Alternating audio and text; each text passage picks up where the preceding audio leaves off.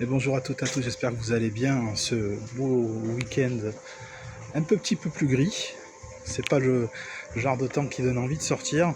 D'ailleurs, c'était ma première réaction ce matin, c'est oh il fait gris, j'ai pas trop envie, je vais aller dans le jardin et puis finalement je vais pas sortir, il fait pas beau, il pleut et puis au final il fait gris, je sors quand même. Et j'ai bien fait, il fait bon, il fait plus frais, c'est agréable. Donc j'avais envie de réagir avec vous par rapport au coaching. J'ai vu une vidéo ce matin qui m'a donné envie de réagir un petit peu, parce que c'est un petit peu mon métier quand même. Et la définition du coaching, qu'est-ce que c'est Est-ce qu'on devrait changer l'appellation Donc si déjà le mot coaching, vous avez du mal à le définir, vous aurez du mal à défendre votre identité de coach. Donc effectivement, avant même de parler de la posture, il y a l'identité du coach. Donc quand vous êtes coach, qu'est-ce que c'est pour vous et c'est quoi selon la définition, on va dire, des différentes fédérations de coaching existantes qui professionnalisent ce métier. Après, il y a des coachs qui s'autoproclament coach. Bon, là, c'est encore un autre débat, mais je ne vais même pas rentrer dans celui-ci. Il y a des coachs, ce que j'appelle mon Kinder Surprise, etc., ou Kinder Bonux, enfin bref. Et à côté de ça, il y a les coachs qui ont fait une école de coaching, qui ont fait des heures et des heures de coaching, des dizaines d'heures, des centaines d'heures, des coachs qui sont certifiés, soit RNCP, donc qui est le répertoire national des métiers, soit répertoire spécifique comme moi. Et ensuite, il y a les expériences de chacun et chacune. Donc voilà, là ça c'est pour le cadre.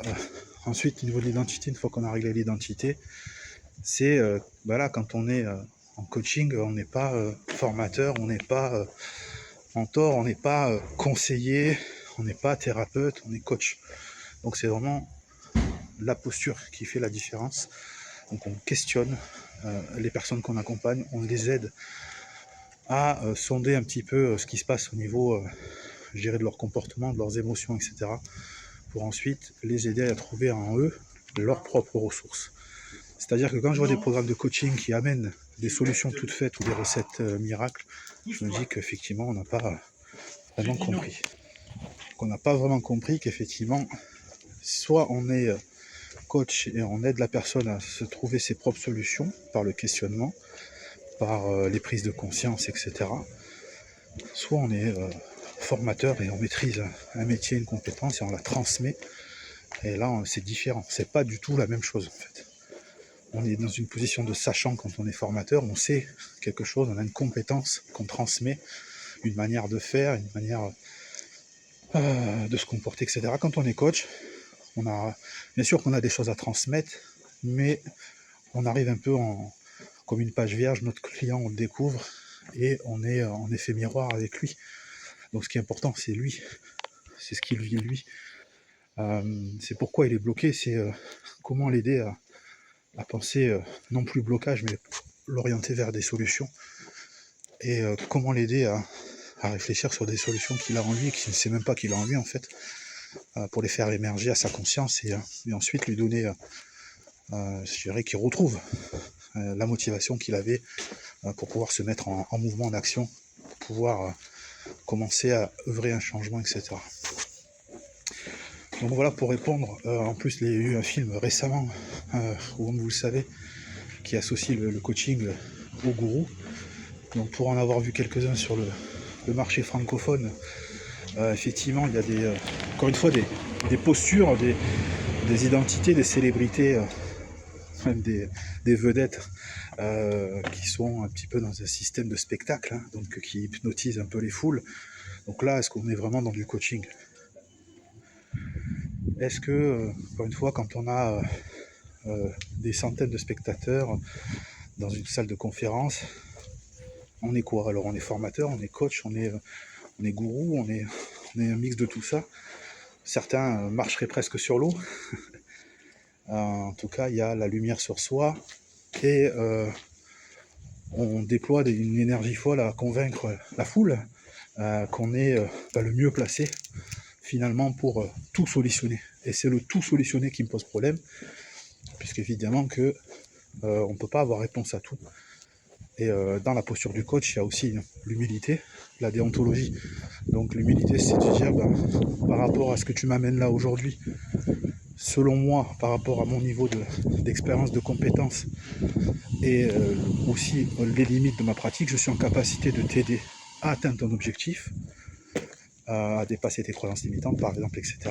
Ou je ne suis pas prêt ou en capacité à t'aider, et auquel cas je te réoriente vers d'autres personnes plus compétentes que moi.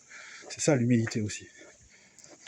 Donc moi, par exemple, sur des personnes que j'ai eu rencontrées qui n'étaient pas en capacité d'être coachées, donc c'est aussi savoir est-ce qu'elles sont coachables au moment où je les rencontre. Peut-être qu'elles sont dans une phase de vie où c'est trop compliqué pour elles et qu'elles sont incapables de se mettre en action véritablement parce qu'il y a tellement de choses à régler d'abord qui sont plus profondes, qui remontent, qui les submergent avec un niveau d'émotion tellement élevé et puis des scénarios où on tourne en boucle, donc c'est pas évident. Donc là, c'est pas le boulot du coach à ce moment-là, c'est vraiment de se dire ok, prendre un peu de recul par rapport à ce que tu m'amènes là. Voilà. Et aussi, voilà, c'est aussi quelque part respecter la personne dans ce qu'elle traverse, de lui dire qu'on n'est pas la bonne personne pour elle. Peut-être qu'on sera la bonne personne pour elle plus tard, quand elle aura réglé ce qu'elle a dû régler d'abord. Voilà. Donc voilà, pour moi, c'est ça. C'est bien sûr être coach, c'est des compétences, l'écoute active, l'écoute profonde, l'écoute flottante. Donc il y a plusieurs types d'écoute. C'est la capacité de sonder par le questionnement, encore une fois, l'être humain qu'on a en face de soi. J'ai toujours pour habitude de dire que les personnes que je rencontre sont des univers à part entière, et ça me plaît parce qu'on a tellement de choses à découvrir sur l'autre. Et à partir de là, c'est le faire en respectant qui on a en face de soi, respecter l'écologie de son client. Donc voilà, toutes ces règles-là de déontologie font la posture du coach. Voilà. Si vous ne connaissez pas ça, allez voir les différentes fédérations de coaching, le MCC, l'ICF, la SF Coach, enfin il y en a plein. Donc vraiment, allez vous renseigner si vous êtes coach que vous ne connaissez pas, c'est étonnant. Surtout si vous avez fait une formation, normalement on a dû vous indiquer tout ça. Et après vous choisissez ou pas d'adhérer à telle ou telle association, mais en tout cas vous pouvez aussi juste adhérer à ces valeurs-là qui font le métier du coach. Voilà ce que j'ai envie de vous dire sur le mot coach, qui est un mot évidemment usurpé aujourd'hui. Tout le monde s'improvise coach, on est coach en bricolage, on est coach en décoration, coach sportif, etc. Mais à partir du moment où on montre ce qu'il faut faire à la personne et on lui donne des conseils, on n'est plus coach. Terminé. Donc voilà, donc les personnes qui viennent me voir pour du coaching, ça sera du coaching. Les personnes qui veulent des conseils, ça sera du consulting. Les personnes qui ont des petites choses à régler sur lesquelles je peux intervenir, ça peut être de la thérapie brève, sur la gestion des émotions, sur des phobies, etc. Donc en fonction de qui j'ai au moment où je la rencontre et de ses problématiques, et de sa problématique principale, je choisis la casquette qui va bien. Voilà, je vous souhaite une belle journée, prenez soin de vous, très bon week-end. Si vous avez des questions sur le métier de coach, si vous êtes coach vous-même, si vous êtes juste intéressé par vous faire accompagner, vous voulez avoir plus d'infos, n'hésitez pas à aller regarder mes réseaux sociaux, mon site internet, et je me ferai un plaisir de vous répondre si vous avez des questions directement en privé. A très vite, belle journée à vous.